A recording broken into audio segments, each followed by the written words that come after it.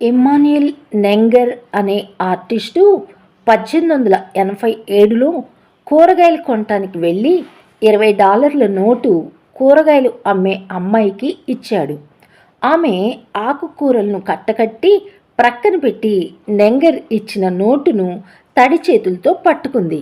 ఆమె ఆ నోటును డ్రాయర్లో వేస్తూ దానికి రంగు కొంత తన వ్రేళ్లకు అంటుకున్నట్లుగా గుర్తించింది. ఆమెకు నెంగర్ చాలా కాలం నుంచి తెలుసు. అతడు మర్యాదస్తుడు, ఆ వీధిలో పెద్ద మనిషిగా చలామణి అయ్యే వ్యక్తి. అతడు దొంగ నోటు ఇవ్వటం ఏమిటి అని ఆశ్చర్యపోయింది. 1887లో $20 అంటే అది చాలా పెద్ద మొత్తమే. అందువల్ల ఆమె పోలీసులకు ఈ విషయం తెలియచేసింది. పోలీసులు సెర్చ్ వారెంట్ తీసుకుని నెంగర్ ఇంటికి వెళ్ళి సోదా చేశారు. నెంగర్ ఇంట్లో అటకపై $20 దొంగ నోటు తయారు చేయుటకు కావలసిన పరికరాలన్నీ ఉన్నాయి.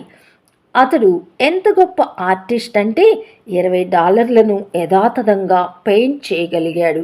విచిత్రమైన విషయం ఏంటంటే నెంగర్ వేసిన మరి 3 చిత్రాలను కూడా వారు కనుగొన్నారు.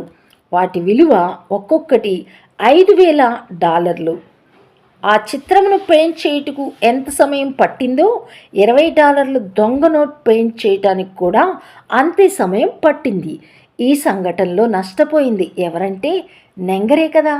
మనం కూడా అనేకసార్లు దేవుని యొక్క ధర్మశాస్త్రాన్ని, వాక్యాన్ని లేక గవర్నమెంట్ వారి చట్టాన్ని ఉల్లంఘిస్తూ ఉంటాం. దానివలన కొంత లాభమును అన్యాయంగా పొందుకుంటాం.